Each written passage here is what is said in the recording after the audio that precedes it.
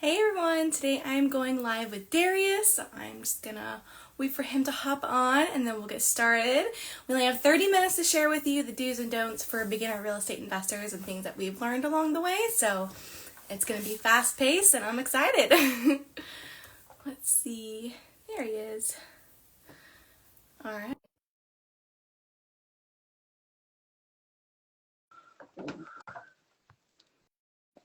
Alright, Darius, I invited you. Good afternoon, Tommy.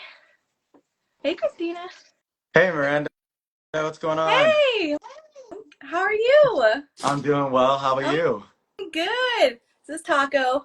What's up, Taco? I have our cat Simba. He's somewhere. He's staring out a Oh, window right now. aw. So he'll probably, as we keep talking, he'll end up walking Yeah, by at some point. make an appearance. Of course, always. Well, thanks for hopping on with Yeah, of me. And course. No, I'm yeah, excited.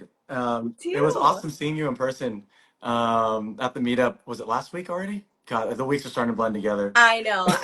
I couldn't tell you. I don't But know. oh my gosh, yeah, it looks like you're doing well though. Thank you. So are you. You are killing it on social media. All of your awesome posts. And so you teamed up with someone to create the content, Yeah, so right? I have a videographer that helps a lot. His name's Jesse with Creative Creation Media. And he actually does all my listing videos and Mhm. photos. And then I kind of came to him and I was like, look, apparently now as realtors, we kind of need to be like social media people and influencers and the stars of our reality TV show. Mhm. Yeah. So I sat down with him. I was like, how can we do this? And he was like, I have an idea. And so we kind of just been running this page since I think we started it in like I started the page in April, but I didn't start with him until June, I believe. And so it's Oh, growing. It's nice. fun. It's hard. It's a lot of It's work. so hard. Like it's to constantly show up every day. Oh my goodness, it's Yeah. exhausting. It really is. Do you guys do like bunch content, like where you just do a bunch of content at once and Yeah, then you're able to kind we of schedule it out? we try to meet once a Okay. month, and then we do about 10 videos, like of the professional videos, all at once, and then I'll Yeah. make my little spin-off ones off of those throughout the week. Sometimes it's literally like I have my wife like, hey, can you help me record a video real quick, like the one where I'm standing in the shower taking that one. I was like, I need your help, and then it was like make post, and then but then there's some where I'm like actually playing, and I'm like, thank goodness. I So know. it's pretty funny. It's if people saw what goes on behind the scenes, they would just laugh You so should make hard. a behind the scenes reel. That's what you should do. I need to. It's pretty hilarious, but it's been fun. I've learned to have Yeah. fun with it now. Well, that's awesome. And like I said, you're killing it. I see you post. Are you posting every day? Oh my gosh. Yes. I try to Yes. do 3 times a week. I'm kind of down to between 2 to 3 times a week just to keep it consistent. But wow, every Uh, day. That's dedication right there. it's a job. Like it's a whole nother job. Yeah. Like I already have two with real estate and my baseball business, and then this one on top Oh of it. I'm like, my gosh. oh my goodness. But it's fun. I've enjoyed it. You build a kind of cool community and get to meet people like you Yeah. and a lot of other investors through it. And by being a realtor, it helps business a Oh lot. yeah. And so it's been rewarding both on like the fun side and seeing it grow, and then also the connections you made. Like social media is powerful if used the right way. Yeah. 100%. Networking is just I feel like it's changed the game on social media Oh for my gosh. networking. It's opened up Yes. so many doors. Yeah, I see you're posting a lot now too. I'm Your trying. page, I see you growing. It's hard, right? It's It like is. It's exhausting, especially when you have a bunch of other projects going on. I still have my W-2 job, and it's like it's good to keep up on because I feel like the relationships that I build and make off of here are worth it. And so I just keep reminding myself of yeah, that. when you, I have to wake up at like 5 a.m. to like get ready to post a reel that right? day. It's like I I'm literally schedule it into my. Or you have to like schedule it into. yeah. Oh, I'm back. Oh no, you froze. Where does that mean? Okay, there you go. Well, I know. So I was really excited that you're coming on because you're a realtor and a real estate investor. So you Yes. are what is piece The of we call it? The unicorn. the licensed investor, something like that. Yeah, licensed investor. You're also a unicorn realtor. Yeah. So yeah, I got my license in 2019, the fall. So I got it October. And then Okay. yeah, and then just kind of started strong with the real estate, and then Yeah, started you came selling in at a good properties. time. Yeah, it was It was, you didn't have to do much to sell a home during that time. The craziest one, I sold a home without, the first time I met the people in person, the buyers, was at the closing table. Oh, oh my gosh. It was Crazy. awesome. It was crazy. It Yeah. was, yeah. What So, a but yeah, so I did time. that, and then I got into investing, and so it's been fun. I really love So it. how long after you became a realtor did you buy your first investment property? That was, let's see, 2019 license. I bought my first one May of 2021. So 2 years. May. Awesome. So should have And did do it you earlier. I know, I feel the same. I always love that meme when you say, I wish I invested in real estate, but I was in 8th grade or something like Yeah, I that. was, my bad. Sorry. It kills me Was every learning how to time. tie my shoe and watching SpongeBob. I should have been buying properties. What were you thinking? I know, like my parents really messed up by just not teaching me how to buy properties instead of putting me in sports and everything else. They failed us. They failed us. I know. So from May 2021, what is your portfolio right now with real estate So yeah, investments? so I bought the my first property in Texas. That one's been awesome, and then historically low interest rates, all that good stuff, and then I waited until last year in April again. Wow, I in April, then I bought two in Memphis, Tennessee, Two. and so Awesome. yeah, and so the lull in between was like you buy your first property, and even investors like you go through buyer's remorse, like, oh my God, like what did I just do? I was shaking when I was signing the closing documents, and then I wanted to say like, let me see how this works for a year before I didn't want to scale too quickly, and just kind of see like understand the ropes. I'm managing the Texas one on my own. Because I Oh. wanted to learn how to manage property before hiring a property management company, so I Hmm. understood like what goes on behind the Yeah. scenes. And then so I kind of like played that one out and kind of watched it and see and make sure it was good. The tenants renewed their lease on the Texas one, and then I was like, it is time to buy more. Yeah. So then I bought the two Memphis ones. They're awesome. I like them. Bought them under market value, all that good stuff. We can go into that later. And yeah, so I have three so far. I want to buy a lot more this year. Yeah. That's my goal is to buy five to. Someone said you should buy 10. That was a challenge that someone gave me. I was like, okay. But yeah, I want to continue buying. How about you though? Oh, can you hear me?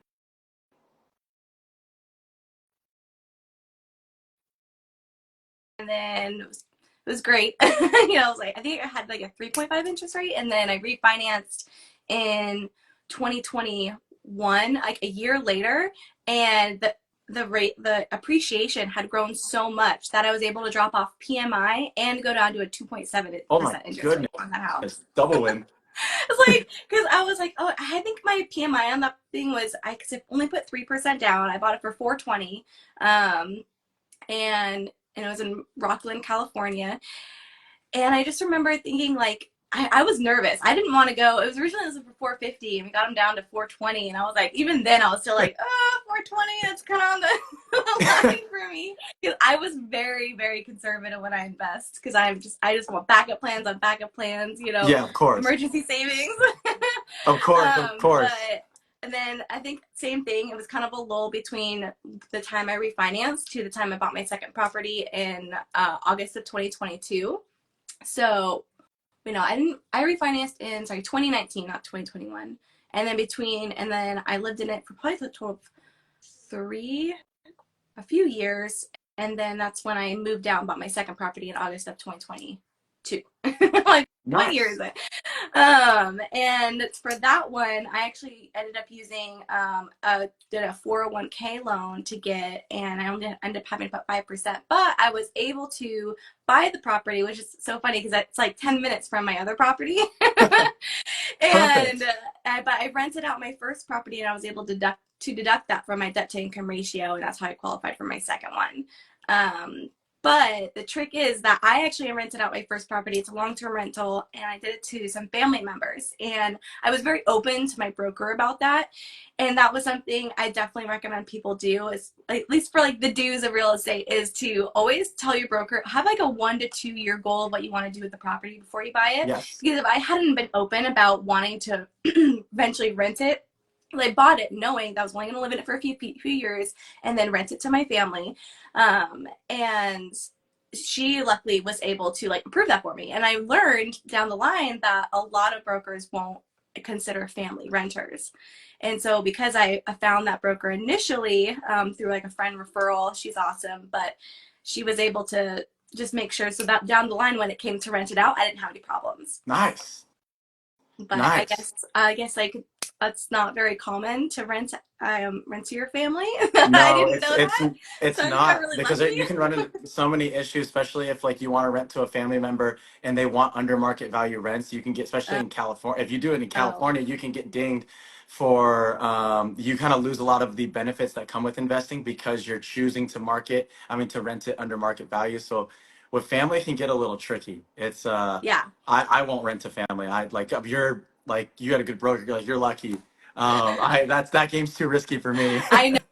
No, I know. It was I don't think at the time I realized how risky it was. I think that's why I was just kind of going. I don't think I will do it again, but just for like those specific family members I did.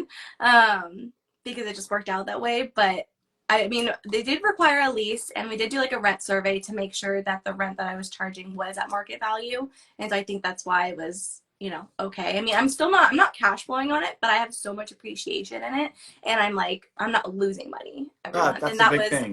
and I went in knowing that, that was kind of my long-term goal house. And now I'm going more towards cash flow and still building appreciation. I'm trying to buy a house in California once every 2 years, and then between that 2 year period, invest out of state, just to like build appreciation here and build cash flow That's out of smart. state. That's kind of my goal now.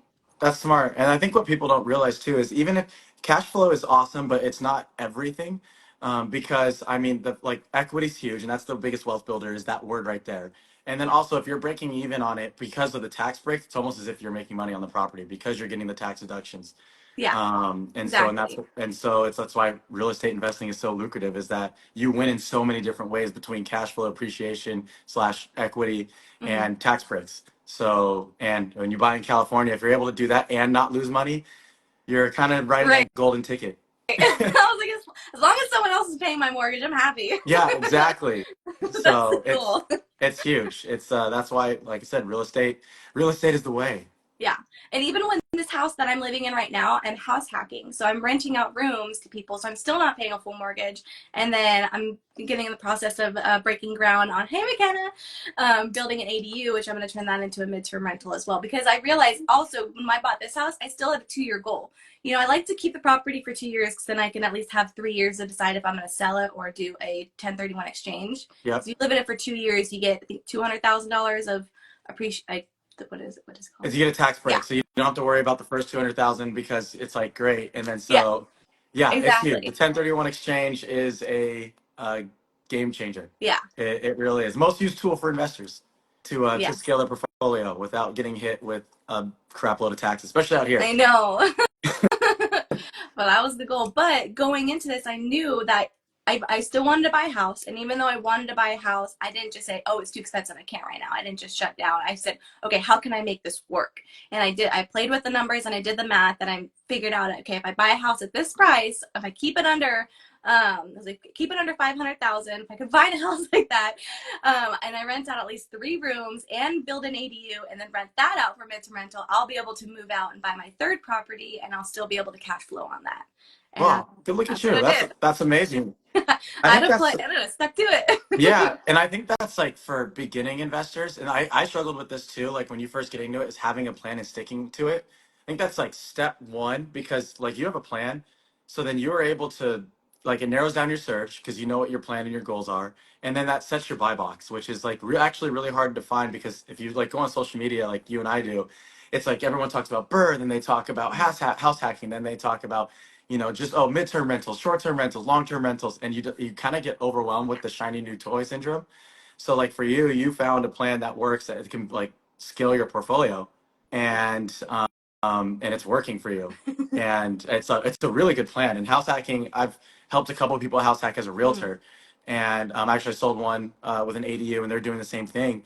And this was back in, I want to say October, it's like that's a cheat code to high interest rates right now is house Yeah. hacking and having an ADU because great, yeah, your interest rate might be 8%, and for a $1 million home, well, interest rates are lower now, but at one point it's like $1 million home, you're paying like almost $8,000 a month in a mortgage, and it's like, well, guess what? It doesn't matter if it has a unit in the back and you're renting it out for $2,000 to $3,000 a month. It's like, great, you Yeah. just hit that huge cut in your mortgage, so you're not sweating it as much. Yeah, 100%. And are all of your properties out of state, are they all long-term rentals? They're all long term. I love long term rentals just because it's more Mhm. passive. Just because like I'm so busy because I run a baseball business that's pretty big right in the Bay Area. Oh, And so between that and being a realtor, I didn't want to have the time of keeping track of my other properties, even with like my ones in Tennessee. They have a property management company running it, but it's still as you still check in and oversee it. And I just didn't want that headache of having someone come in like midterm rental maybe every 6 months or short term thinking about every weekend or something like that. I yeah. was like, I just want long term, pay it off. And then my plan is to, build a portfolio and just keep exchanging properties to scale to multifamily units and just kind of go that route. That's my goal. But the midterms are super enticing though. I know. I love that though. That is a great way to scale. And can I ask how you're funding your out of state ventures? Are So you using private money lenders? So I'm starting to. I before I'm fortunate enough where I was doing it myself. I Awesome. saved up a bunch of money. I just didn't really do much. Kind of just sat on cash, and so it was like, and then I was like, okay, sell a home, buy a home. So because for the price of one home out here, you could buy a city in Right? in another state. So um, and so I've been funding it myself, but I have raised private money, and so I do have a network of private money lenders that I'm working with now because I'm gonna use private money lenders from now on. It's just it's there's no need for me to continue using my money, and then my money I actually use it to private money lend for others. Yeah. That's awesome. I know. You save like a bunch of like closing costs and just fees and everything, right? Like Yeah. by going through them. Yeah, I mean, you if you hit the home run deal, you own the home for free, Yeah. and I don't believe in like every house needs to be a home run deal when it comes to Mhm. private money. My thing is, you know, a lot of people do the burst strategy. Their goal is to buy the property, fix it up, rent it out, and then pull all the money out and pay off the private money lender. My thing is, as long as you have less money in the deal than you would have if you would have just financed it yourself and put 20% down, like it's a Yeah. win. So if you're gonna Especially starting out. originally, yeah, it's a win. And you're able to pay back your private money lender. You still did better than what you would have done if you financed it yourself. And those are like the baby steps that you can take, and then you just learn as you continue to go. Because as you know, real estate, as much as you study and watch stuff and learn, at one point you just need to know. You just need to do it and Yeah. jump in and figure it out. And if you have long term goals with real estate, your chances of winning are fairly high. Yeah. Well, we'll definitely have to do these lives with McKenna because me and McKenna are actually looking for private money lenders right now. I saw And her comment. yeah, we would love to pick your brain more about this. Yeah, private money lending. I think for people who have the money to do it, it's a great way to pass. Like it's literally the most passive way to Yeah. invest. I think out there, period. Even more than stocks. Like you literally, and if you do it and partner right, it's guaranteed money back. Yeah. So 100%. it's like if you present it the right way, like there's a lot of people sitting on, especially in our area where we live. Mm. There's a lot of people in our networks that are sitting on money wanting to do something with it, but just don't know what to Yeah. do. And stocks scare them, and real estate scares them. And they're like, I don't know, I don't want to, or they don't know how to analyze a deal and all that. So it's like, hey, how about I do all the work for Yeah. you, and then you can just fork over the money and be reimbursed with interest, and you can just sit back in Fiji and have a cocktail. Yeah. Why we do the work for you. That's the goal. Yeah. So, but And Christina asked, do you use a transaction coordinator or who does your paperwork for the note? I have been doing it Yeah. myself because I'm a really hands-on person. It's been my Achilles heel on top of it too, because trying to do everything yourself, it's hard. And I'm starting to delegate, so I will be doing a transaction coordinator because it's too hard to do everything on your own. But I like doing everything on my own at first because I want to know what I'm doing. Yeah. I want to know the ins and outs and behind the scenes of everything. So if anything ever goes wrong, it's like I know what's going wrong and I can help step in and fix it. Yeah, exactly. And honestly, it's like if you don't know how to do it yourself, how do you know the person who's doing it for you is doing a good job? Well, Exactly. So exactly. I'm That's the why same I type managed of my first person. property. Same thing. Like anytime we go to tax first, I'm like, can you teach me what you're doing as you're doing it? I'm not gonna do it on my own. I might at first, but eventually, like I want you to do it. I just want to understand it. I want to understand the principles. That way, you Yep. can move forward. And you know what to. I feel like if both parties understand what the other one needs, then you can just help each other more efficiently, Oh, rather than just 100%. one person being in the Yes, dark. 100%. It's just it makes a better team, and the communication is there when you both know what's going on. Yeah. And it's I'm pretty sure like right now like I am so my CPA is probably so annoyed with me because like I'm asking so many questions. Like, I'm like, hey, what about this? What about this? This is new. What about this? And he's just like, dude, here, just send me your paperwork. Right. That's good though. That's good. At least he's willing to answer your questions and be patient with you. And at least he knows like that's you. That's your personality. That's what you need in order to be a good client for him, and vice versa. So that's really Yes. good. We have the open communication because I feel like sometimes I've worked with CPAs who just don't return my It's emails. Like, it's okay. it's like every possession, right? You get some that are great, you get some that are not so great, you get some that don't communicate, and the ones that don't communicate drive you crazy, especially when you're dealing with money. Yeah. I don't understand how people who like do not communicate well when they're also dealing with other people's money. I'm like, I feel like that needs to go together all the Right. time. And then McKenna said she's talking to an MLB player in her DMs, and she's going to build rapport and be like, "Hey, so that 34 million contract, how can we invest it, partner?" Hey, that is so smart because I have a lot of because of my baseball business, we have a lot of guys who play professional baseball and a lot of connections to that, and that partnership is like from personal experience is super rewarding. And so because there's sitting a lot of athletes, and I actually want to become a realtor for athletes. That's my goal, is because so many athletes get this money and they're young and they don't know what to Yeah. do, and there's not always amazing financial advisors in their ear. They're just kind of like the basic like put it in ETFs and here go buy a house, and Right. it's like you could do so much. I was like, you get a $30 million contract, you could take $2 million of that money out of that 34 million Mm. and say you're going to invest that 2 million and turn it into something bigger than what your $30 million contract was. Wow. And just basically like live wealthy for the rest of your life and generation. Like if you have $34 million contract, your entire family generation, like forever, should be set because you used it wisely. And still, you could go first class and private jets and all that stuff, and still have money to do that. Wow. Yeah, that's amazing. Especially if you can go help them build that wealth. I mean, that would just build, Yeah, I feel like, a long-term friendship. I mean, at least I would want to be friends with anyone who helped me build that kind of wealth. yeah, it's amazing that like these a lot of these guys get this money and they just kind of get left. They're just like, yep, congrats, like here's your multi-million-dollar contract, and Right? they're like, good luck. And and you're like 18 and you're like, well, I went from living at home making allowance to now I have 8 to 10 figure like money in my bank account. What do I do? Right. And the Well, and they, the first thing they do is buy a car, and I'm just like, oh gosh.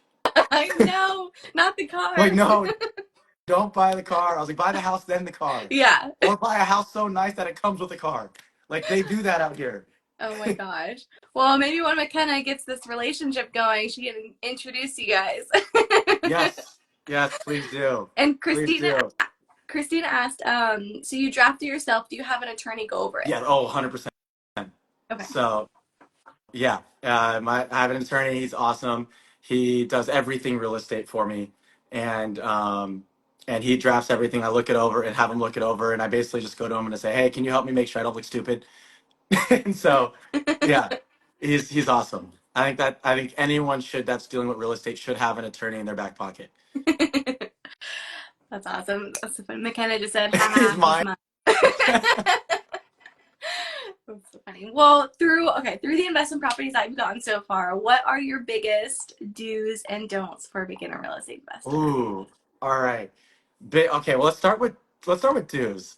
Yeah. Um, biggest two is one is I will say this is just do it. Like it sounds so corny, but just do it. I spent months analyzing YouTube, reading books, all this stuff. And honestly, like just becoming a realtor, you do all the studying to become a realtor and you don't use half of the stuff you learned Yeah. in your studying. It was the same thing. I got to the point I realized that all I needed to learn was like learn how to pick a market, learn how to analyze and just do. So like the first step is just go out there and try it. Second is I think dues is like we talked about is understand what your goals are because you can't do anything without knowing your goals because you're going to be overwhelmed. The United States is very big Mm-hmm. and there's a lot of markets. And so if you don't know what you want, you won't even know where to look. So like if you want long-term rentals with Section 8 tenants, that's going to narrow down your market. So I love Section 8 tenants. And so that's going to narrow down things. If you want midterm rentals, that's going to narrow down because you're going to look towards what big medical facility centers. Like Houston has a huge medical center. There's actually one that people don't talk about enough, and it's Johnson City, Tennessee. There's a medical center over there, and the home prices are skyrocketing. If you have any good deals in Johnson City or Kingsport, Tennessee, please send them to me. So having your buy box and knowing your market, that helps. Dues, another good one. Obviously, learn how to analyze a deal. It's amazing how many people don't know how to analyze a deal because it's actually fairly simple. You just need to know the general expenses that come with the home and some of the hidden costs, like if you're doing a multifamily, do you know that water, trash, and sewage, like you're probably going to take care of that? Do you know that you need to look for if it's separately metered? Because if it's not separately metered, your expenses are higher. If you're single family, do you know about insurance and flood insurance? And I just talked about that, I think yesterday on my story about like you need to check for the FEMA flood maps. So that's all goes in understanding your market, understanding expenses. Um, I guess that's pretty good on dues, right? Or do you Yeah. think I should keep? Yeah. Don'ts. um, blindly go into a property. I've seen a lot of people blindly invest where they're like, I see these people do it, so I should do it. And it's like, you should do it, but you need to do it like smartly. I wouldn't say correctly, just smartly, because if you fail, it's okay, because you can learn. And but like again, don't go into it unless you understand the market. Don't go into it unless you have a team or boots on the ground. And forming a boots on the ground, I like telling people the simplest way to form a boots on the ground, which I do, is go on Zillow, look at properties that are like Memphis is easy for this. Look at properties that are currently being rented out that are on the market. That realtor works with investors. Contact that realtor, call about 3 to 4 of them a day. You're going to form a team through them because they're going to know contractors, private money, land. I mean, they're going to know everything, property management. And you just keep calling until you find the team that you like, and then that's your team. So that's how I built my team. So don't do it if you don't have a team on the boots on the ground. And don't do it if you don't know the tenant laws and landlord laws. You need to know that. That's huge. You want to own your property. Like, and there's some states where it's very tenant friendly, where the tenants own your property more than you do. You really, really want to like understand what you can and can't do when it comes to the tenant landlord relationship. And then don'ts also is don't panic when something breaks down in the house because it's going to break down. It's HVAC just went out in my Tennessee property, and I hit a mini panic moment because that was about $3,500 fix. But then I had to realize, like, hey, I planned for this. I bought the property under market value, knowing I need to fix things up. I got the dates of all the big ticket appliances before I purchased the property, so I shouldn't panic and just go fix it. It helps. It helps the tenant. It gives them a better living conditions. It helps me because now it's newer and now I don't have to worry about it. Yeah. So I know it was a long ramble, No. but yeah. All of that was, if people aren't taking notes, I hope they are because that was all just gold. So thank you for that. Yeah. And I know we're coming up on time here. Do you have to leave No. exactly at 12:30? No, we're good. Okay. We're good. Because I did also want to ask you, touch on the subject of how do you feel, like, do you feel like you did the right route by becoming a realtor first before you invested in your first property? Or do you feel like you wished you just went straight into investing? Oh, good question. That's hard. I would say I'm glad I became a realtor first because I knew so much insight. Like I said, because now I know everything. I knew about the home buying process because I've been the realtor for it. Mm-hmm. So it really gave me a lot of insight. I don't think you need to though. Like I don't think it's necessary for people. It Okay. comes with a lot of benefits. Whereas realtors, it's nice having that family. So like my networking is so much easier Yeah. because I can use my database in my brokerage to find like anything I ever need in pretty much any state. I work with Intero, which is a Berkshire Hathaway brokerage, and they're awesome. And so my network is very big. So that it's giving me advantages of that. But I will say, as far as investing portion, real estate didn't help me because I had to do I had to learn how to analyze a deal. Being a realtor didn't help me with that. It helped me with the understanding inspections and because I've seen like thousands of inspection reports. Yeah. So it helped me understand that and that kind of stuff. So like paperwork, contracts, helped your Yeah. confidence, built your, Yeah. like you already had a base foundation for a good network when you started. So it just made it a little bit less intimidating because you already knew the field. Yes, it's Things like so that. it's yeah. So like that was beneficial. And then I would say, I forgot what I was going to say, but yeah, it was beneficial for me personally, but not. I don't think people should think like, oh, I need it. Let me get a real estate license to invest. Like you really don't need that. Okay, that's good to know because went to an investor meetup and someone, I feel like I've gotten this question so many times and I always kind of like gave a roundabout answer because I don't really know the perspective. I'm not a realtor, so obviously I can't speak for that perspective side. But someone asked me and I kind of told them from what I've been hearing, it's mainly like you build your network, you build your confidence, you just know the world a little better. So if you're the type of person who wants to feel more confident going into something, then yeah, go get your realtor license. If you want to, dip your feet in the water first, I think that's a really good option. But like you said, you don't need to. So if you are ready, if you can like self-learn, like, is that what it's called? Self-learn, self-taught? Yeah. If you're really good at like just teaching yourself how to do that stuff and go straight into investing, but it's just going to take a lot more work, and it's going to be a little bit more of an uncomfortable or outside of your comfort zone kind of feel for the first year or so. Yeah. Because you're building that confidence. Exactly. I agree with you 100%. And it's so easy to find the information that you need to invest in real estate. So like people don't need to think you have to get a realtor's license because becoming a realtor is not cheap either.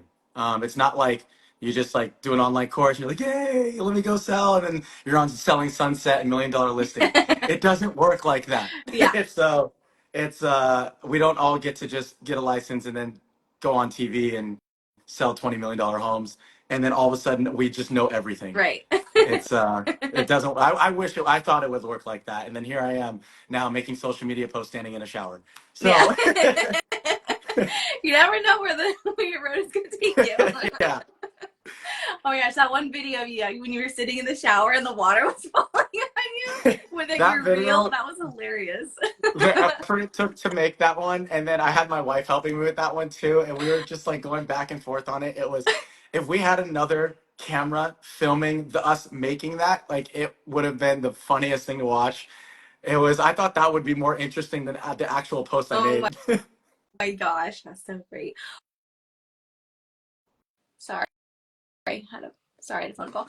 I literally haven't gotten phone calls all day, and then ever since we started this live, I just keep getting phone calls. That's how it works. I got three during this too. And I was like, oh my goodness. Well, hey, are you okay if I bring McKenna into this? Yeah, I wanted please to do. bring her on to I'm gonna turn my heater off. Okay. McKenna, are you Yeah. still on? I'm pretty sure she is. Yeah, I saw her commenting. Are you able to join McKenna? I can't. Oh, okay. I think she might be working.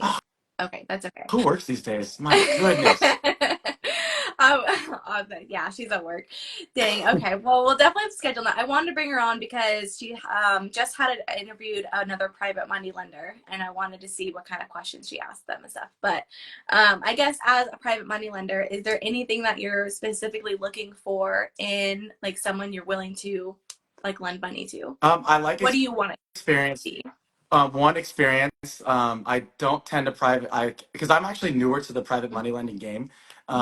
It was actually I just seen it through like lattes and leases and stuff like that, and I was like, this seems doable. And so I wouldn't say I was the most educated how I got into private money lending. It was more of like, this seems so easy.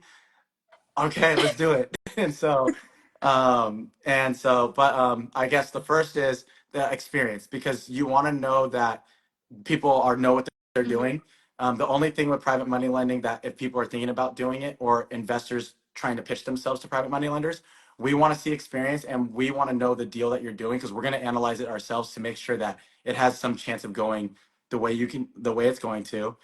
You should always be prepared to show proof of funds because a private money lender is going to want to know that if the deal goes south, you can still pay them back at least their initial investment. Mm. Most investors that I've seen and have asked for me to private money lend, or the one that I have before, it's like they'll put out there like, hey, we will pay you your investment back plus the interest that you're charging. And so, and then also just in what position, like you hold the hold title, like is it that if they default on this loan that they have with you, do you get the property? Mm. Do you not? Like, what are the, I guess, the remediation or whatever you want to call it? What are the avenues in that? And the most important thing private money lenders want, especially like myself, is you want security. Like you want like security and confidence are huge. Yeah. Like I don't know how you want to put it. Put S and C if anyone's listening. like security and confidence is what you want to present to your private money lender, because I actually posted a video on this just the other day about relationships and how important people are gonna obviously like private money lender is gonna look at the deal and analyze it, but they're also gonna be looking at you, and so you need to come off as educated and knowing what you're doing. If you come in and go, well, I think, I could do this, they're probably going to say, I think you should go that way. And so you want to know what you're doing. And so, and know what interest you want to charge beforehand. Okay. Like have a set number. And like, private money lenders can vary. Like some charge 12, some charge 8, some charge 10. It really varies. For me, it varies on the deal. Mm-hmm. And so you want to know what you can pay back in interest based off what money is going to be available at the end of the Yeah. deal, and run your numbers conservatively. Don't come to a private money lender with the numbers at like the very top. Like if you're running comps in the area and you're saying that, oh, there's one property that sold for 250,000, and you're saying that's my ARV, been like, well, there's also 5 others that were 125,000. Mm-hmm. That one was that 200, or sorry, 225 or 210. Yeah. That 250 is the outlier. So maybe it was on a better street. Maybe the location was a little bit different. Maybe there was something about that property that offset that was better than all the other ones. Yeah. Don't come with the highest one. Don't come with the lowest one. Try to find that middle ground, Mm-hmm. because we want to feel, again, secure. So Yeah. those are kind of the big things. And have your paperwork together. Like have all that stuff. And I suggest the investor should have an attorney as well to kind of look over things, because you both want to be protected. Yeah. And where do you get the contracts, like to sign everything You could literally with? Google it. Oh. And then you Google it, and then it depends on the state. Like I mean, you can talk to realtors if you wanted to. Again, the realtor network is Yeah. amazing. It depends on where you go, because different states have different guidelines. Like I know in Georgia, a lot of it is attorney based compared to, I think, is it Tennessee? There's a lot of like realtor based stuff. Like it just varies. And don't quote me on that, because I don't do a ton in Georgia, but it's just like there's different like parameters for every state that they go through. So it really just depends on where you're private money lending. So I haven't private money lending in California yet, because to be honest, I don't. The people that I know that invest in real estate in California, they have the money themselves and they just do it themselves. Yeah. So they Okay. walk in with millions of dollars in cash, and they're just like, here we go. And I'm like, oh, I love you. See, Darius said Georgia is attorney based. Gospel. Yeah. See, I was right. I don't own any property in Georgia, but the little bit I knew, it's I had to figure. So thanks. Was that George? Thanks, George.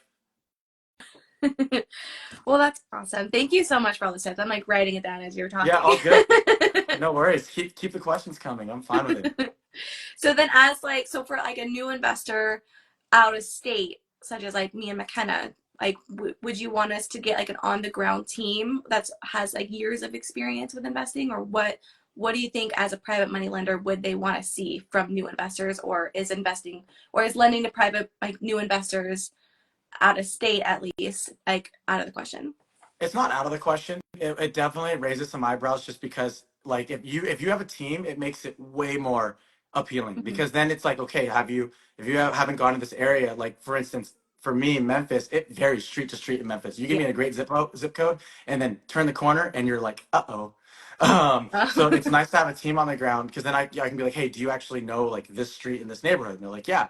Okay, yeah, I have a property manager, I have a contractor, I have someone who walks through. Like, oh, okay, that holds a lot of weight. And so it's like, if you're new, like for me, like I get a little wary, but like like you are experienced overall. Yeah. And so like real estate, so like I'd feel way more comfortable than someone who's just kind of like this is my first go around. Yeah. I don't know because I don't know. Have you ever dealt with contractors before? Because Yeah. that's something.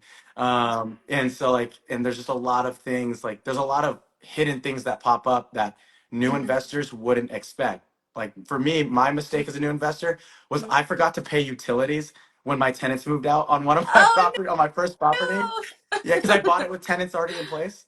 So so then like they moved out and then I had the photographer and cleaner show up and they're like, dude, there's no no. power. And I was like,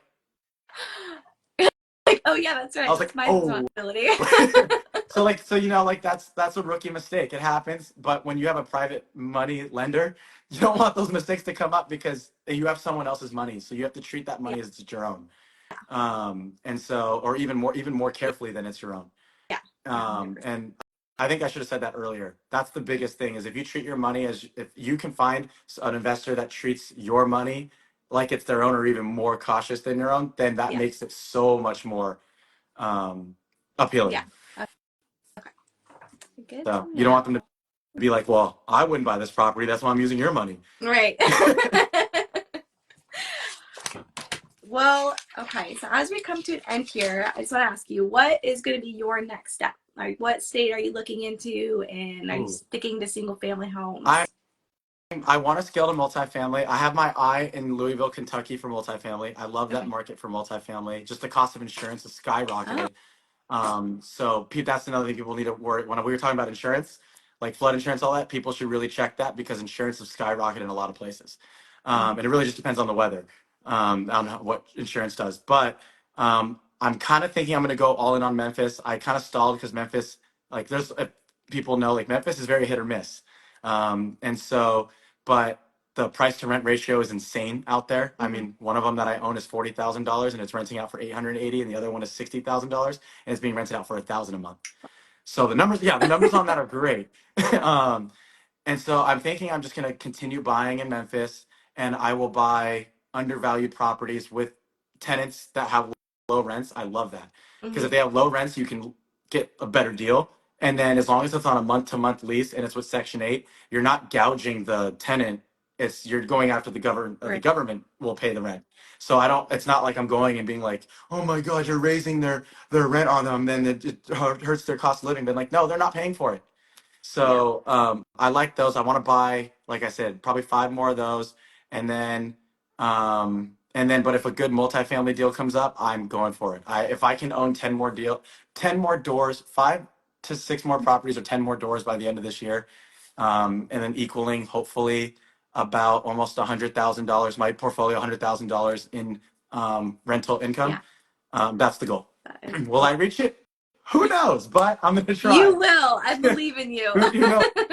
And if not, then I'll default on Yeah. trendy Instagram posts on social media. Yep. Because content creator is always your backup plan. Yes, yes. Like I can drive myself crazy doing that. McKenna asked, do you have access to nationwide MLS or just Just your state? my state, unfortunately, Okay. but this is where becoming a realtor does have its perks. Is it's really easy to get contact to other Mm-hmm. realtors so that they can do the work for me. Okay. And so, but no, but you can sign up and like join the MLS and pay for subscriptions to do it yourself, anyways. Oh. On certain databases, yeah. So like, you can get access, but I mean, realtors are so helpful. Like pair yourself up with a realtor, and I'm not just saying that because I'm a realtor. By the way, if anyone Barry wants to buy a home or sell it, I got you. But definitely pair yourself with realtors because their knowledge and they get insight to different things in the market, and they can find the Yeah. off-market deals, which are gold. And then you can see, and if there's a property on market and you're like want to invest in it, you can see it before everyone else if you have a realtor, because if the realtor works quickly, like you can do it. Yeah. Yeah. So I just I got a on the ground realtor in Oklahoma from a referral from another investor who invests there, and she's awesome. She's an investor too. She's an agent and investor, so she has properties in Oklahoma as well. So she has like that insight. And I love that when like we find you guys like these with licensed investors, because it makes me feel more comfortable too. And I feel like it's easier to build that relationship because I know that she's able to analyze a property just like I am, you know. And Yes. it's like, especially starting out, I'm like, yes, I need that kind of like team. um Yes. but what I also love, so because I was going to reach out to her, so I have a phone call appointment with her tomorrow, and I was going to ask her for expired listings because me and McKenna are looking for flips. As a realtor, when someone asks, Hold on, you went mute. I think I couldn't hear you on the question. You went oh, quiet. sorry, another phone call. Oh my Yep, goodness, I get it. this is so annoying.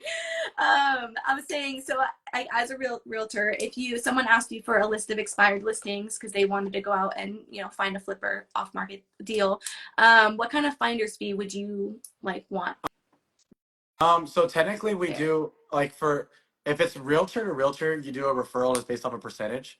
But then like you're kind of like if you're like if I was working directly with a flipper, though honestly, and if you're saying I'm a realtor, I just say I just want to list the property when you flip it.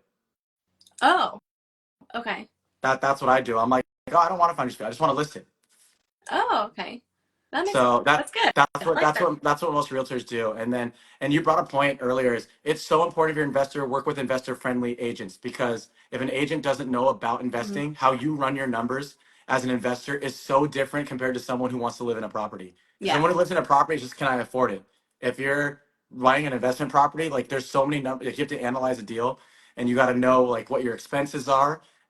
You need to work with an investor friendly realtor and that's what gives me the advantage, I guess, in my like line of work with being a realtor is I can help people buy a property who want to live in it, sell a property who want to live in it, but I'm also very savvy in the investing side. Mhm. So like if you need to do a 1031 exchange, I can help you with that because I know what it's like with the timeline of a 1031 exchange. Yeah. And then like if you send me a deal, like, hey, I'm interested in this, I'll run the numbers for you and be like, well, this is what it is. And then so it's a lot, it just speeds up the process. Wow. So you talked about that earlier, and that has been a huge advantage for me as being a realtor and being investor friendly. And I think that's a lot of mistake people new investors make is they just think they can go with any Yeah. realtor. That's not the case. Go with a realtor that works previously worked with investors or invest themselves Yeah. because they're going to be able to do a lot for you and they're going to send you the right properties. I can just send you like, oh, this house is beautiful. Right. You should invest in it. Been like, well, yeah, but I'll be losing $3,000 a month because the rent don't cover the mortgage. So thanks for Yeah. wasting my time. 100%. And so Ricardo asked, first time he's a first time investor. He's bought 2 homes for primaries. Anything against using a HELOC or own funds to make my first deal, or do you suggest I learn the other people's money and using funds from Hey, there? go for it. I mean, the HELOC, they're expensive right now just because of the interest rates. So like I was actually just talking, my best friend was thinking about taking a HELOC out on his property to buy investment properties. And him and I sat down and talked about it. And after he talked with the lender and everything, he decided not to because the HELOC was going to be so Yeah. expensive. And so, and it really all depends on, again, your goals.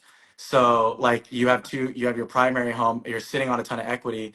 Would it make sense for you to actually sell one of those properties and buy something else and like upscale your personal life and then go for it? Or is it like, hey, or is it smarter for you just to use other people's money? Other people's money is a great avenue because it's not your money. Hmm. And so, but just be careful if you're using other people's money, make sure you're not over leveraging yourself to the point where you're like, if it goes south, now you're in the hole, millions of dollars, let's just say. I don't know where your market is, but if you're in the hole and you're like, oh my goodness, what am I gonna do? And you're bankrupt. Yeah.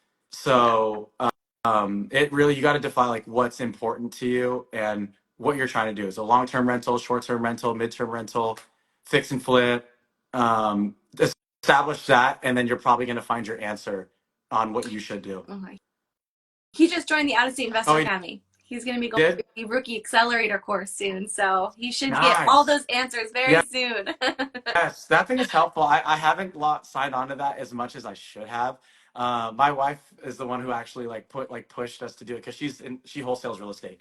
Oh, And so she just got into that. And so we've been talking and we've been networking on it. And I love that whatever Google sheet whoever made on that yes. on it, and you can just network. I need to put my information up there. I keep saying I need to, and then I procrastinate and don't. That is going to Um, be your action that's item when we my get off action this item. call. Like get off my butt and do this. So, but that out of state investor academy meetups, all that stuff are huge. I'm making it a big point to go to Yes, more meetups, 100%. because that's you get so much business through Yeah. meetups, and it's like And at the last meetup, I met someone that I clicked with, but we didn't have enough time to talk. So we just scheduled a Zoom meeting. And it's like, you don't have to wait to go to these meetups, get as many contacts as you can, and then follow up with them. Like, if you really clicked with someone or you have a lot in common with, like, one person, like, just schedule a Zoom meeting. Because me and her had a great conversation, and now we've built that relationship and have that open line of communication. And it's like, you don't have to just network at these meetups. These meetups are really great to meet so many people and then just keep building from there. it's so true. And then do you find that, like, my wife and I talked about this, is it's actually hard to find like-minded people in the real estate world, especially at like our age, because a lot of people don't think about it, especially in the Bay Area. Like for my Bay Yeah. Area people, a lot of people just write off home buying and investing because they think you have to be wealthy to do it. Because we talk about homes in the millions. Mhm. Like that's just everything out here. Yeah. A starter home out here is like 1.5 million, and like Right. in certain markets that I sell, a starter home, a beginner home is 3 million. Yeah. So they write it off. So finding people, like you'll be like, oh yeah, invest in real estate, and they're like, so What? I so have. then, so going to meetups, it's so refreshing because everyone is thinking the same thing and Yeah. everyone has the same goal. It's like there's no competition. It's more of just like let's help each other get there. Yeah. And because in real estate, like if you find a deal and bring it to someone, like everyone wins. And Yeah. so real estate, like you can build a really good team of winners off Hmm. one property. And it's not like other businesses where you're like fighting people, like in stocks, you're like fighting of the stock price against like billions of people. And like real estate, it's like, yeah, you're competing against other investors, but you don't get this property. The investor that got it might know Mm, someone or another person to sell it, and then you'll buy one off them. That's exactly. how I bought my Tennessee ones.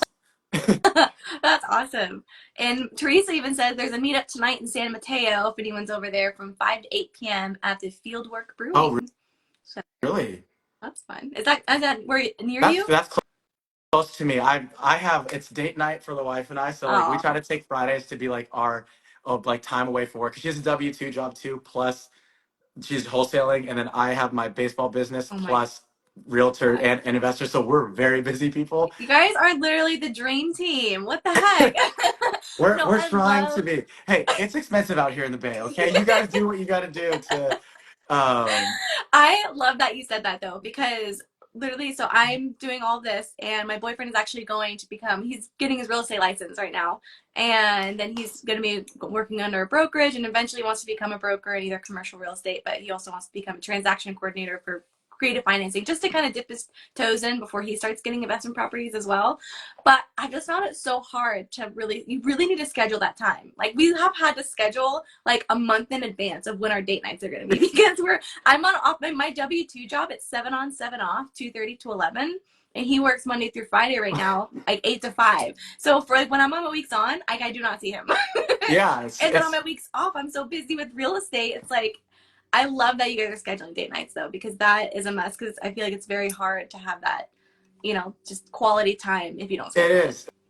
It really is. And she's so much better about it than me. And then because like like stereotypical guy, like we'll be like we'll work this and then this Bad. and like I know. So like there's times I've been like that, but like now we're really trying to make it a point to like make sure we get that once a week date night and then try to get away from work.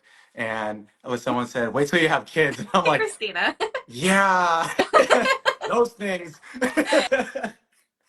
I give respect for people who can do everything and then take care of a child, because Yes. that's a lot of work. Like the fact that my parents, I've married amazing parents that they were able to keep me breathing, and and like be where I am now. It's amazing. So like kudos to the parents Yeah. who are able to be in real estate, like a stressful business in itself, and be able to have kids and not have to drink 2 bottles of wine every night to survive.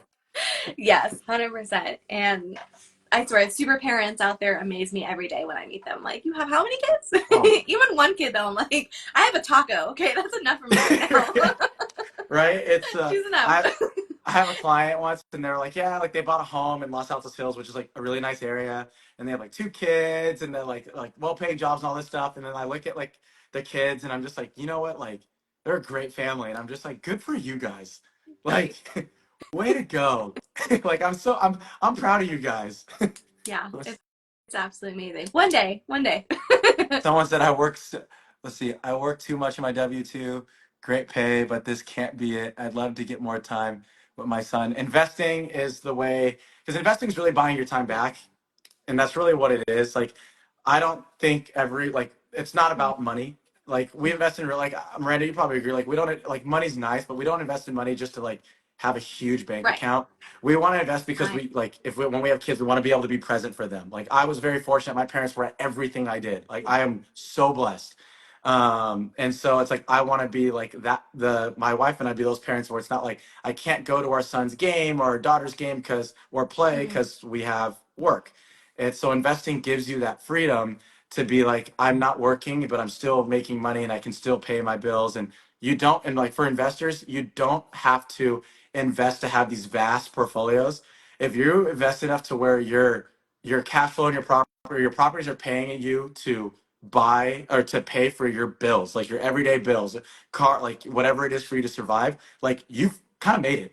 And Yeah. then now your job is your play money. Yeah. And so like that's huge, and you just slowly build off of that step at a time. So like that's my goal. It's like I random call got a random call, my bad. Like I like doing nice things. I like going out to nice dinners. I love to travel. Like my goal is just to invest in real estate so I can do all that stuff. I don't need like millions of dollars in the bank account just sitting there, because you can't take it with you when you go to Yeah. heaven. So Exactly. 100%. so yeah, I love that that. was my deep moment of the day. Well, I know it's so true. And, that's a very optimistic way of looking at it, because when I want to do it for time as well, and just like just freedom and being able to do it, but also something a little bit darker that I think about. I don't even know how to say it, but I don't know why my mind goes here, but it's probably because I'm working in the medical field, but I really want to be financially free so I can take care of my family if anything were to ever happen. Like if someone gets really sick, I want to be able to go out and get whatever surgery they need done without having to worry about the money, or Yes. be able to go and get multiple opinions, even if it's outside of network with the insurance. I see the sad stories and the worst case scenarios every single day by working in the medical field. And I think that's made me super aware of it. And so Yes. I know that's kind of dark, but not only No, for time it's and freedom, so but a true. part of time and freedom is being able to go out and get what you need for your family. If like worst case scenario, so many people get sick nowadays later on in life. I want to be prepared. No, it's true. It's that one hits close to home. Like I agree. And it's I thought you were gonna hit me with like the Barbie line, like, did you think about death? And so, and so I was like, where's she Every going with day, this? every day. And so yeah. But I think that's super, super important because I've seen it firsthand. Like, long story short, my dad passed last year because due to cancer. And but like I'm very fortunate that my family's invested in real estate too. And so I'm very fortunate to have the family that I do. And so they had the resources to keep him fighting. But Yeah. there's a lot of people, like, if it wasn't for like the resources that we had, like it would have been like game over a lot earlier. So it's Yeah. like, that's so huge. It's like, you want to have that security to be able to take care of yourself Mhm. or your family or your family members. You don't like, I don't ever want to be in a situation where I'm like, I can't because I can't afford it. And that's like a necessity. Like if it's like I can't afford a private jet, like okay, that's fine. Like oh Right. well, I'll just ride in. So I'll make a friend that has a private jet and I'll ride in it. Right. But it's but like to be able to have like a life or death situation that could be cured if you had the funds and the resources to do it, like that would not. That's a situation I never want to have to be in. Yeah. So yeah, that's super. Like no, that's not weird to think about. I think we all think about that at some point. I'm like, Like am I just like this because I work in the medical field, or is it? Am I just a dark person? Well, yeah, no, wait. I'm really sorry to hear about your dad. That's not easy, and my best friend lost her mom to cancer, and it's a hard journey. So I'm It's sorry. tough. It's tough, but we're getting through it. So, but you that's part of life. You live, you move on, you pray about it, and you just keep going forward. Yeah, And and I saw you repost the Cody's post, and I really love that. oh yeah, What she said. Yeah, that post was awesome. I read that and I was like, oh my goodness, this is great. Yeah. Going on the gram. Yep. What was it? Like, pray as if it's up to God, but do as if it's up to you, or something like that. Yes, yeah, and yep, exactly. Work is hard enough. Is like it's up to you. Pray if it's up to God. That was an awesome quote. And so I was like, wow, like might use that on a caption one day. Right. I'm like, Good. that no, that's awesome. So, but no, this has been so fun. Yeah. Thank you so much for coming on. Is there anything else you wanted to add in as we chime out for the day? And I love how we like set it for 30 minutes and now we've That's hit an how it hour. works. So thank you so much. That's why I knew. That's why we said 12 because I was like, I'm free until pretty much 1:15. So let's in case we go over. No, thanks for doing this. This was so much fun. Yeah. We should do it again. Yeah, absolutely. Most definitely. I We feel can talk about like the middle investors, like the people who have a couple properties and like what they want to do next. And yeah, then if anyone wants to buy property in California, in the Bay you know Area, what to go to. I'm your guy. Or if you want to sell it, I am He's definitely your guy. I'll even, and your if you have a guy. really nice place, I'll live in it while I sell it too. So, Oh, yep. And next one, McKenna wants to go live. yeah, I'm actually doing a live with McKenna. I believe it's on Tuesday, right? Or Wednesday Yay! next week. McKenna. That's so Well, we're exciting. gonna I'm do one. chiming And in. so, yes, I have to make the flyer for it. I'm gonna make that today. I love it. So I'm gonna copy your flyer because it was awesome. It was so great. Oh, totally. Canva. Okay, that's the thing. Also, Canva, I was like, am I supposed to change the background in this? I don't really know, but I like it, so I'm keeping it. So hopefully it's Yeah, it fine. But totally copy was fine. it. McKenna made hers with flowers. She's like, hey, like, is it okay if I have flowers on it? So I gave her a hard time, and I was like, no flowers. Oh my gosh, that's great. Well, I will definitely chime in on Tuesday to watch you guys. What time is it at? McKenna, what time are we? I think we're doing 8 p.m. Pacific time. I know that's like late for McKenna, but we're gonna keep her up. So because she works earlier, and then I work earlier too. Okay. And then yes, go ahead and post it. Do it. Make sure you put like a tutu under like mine, please.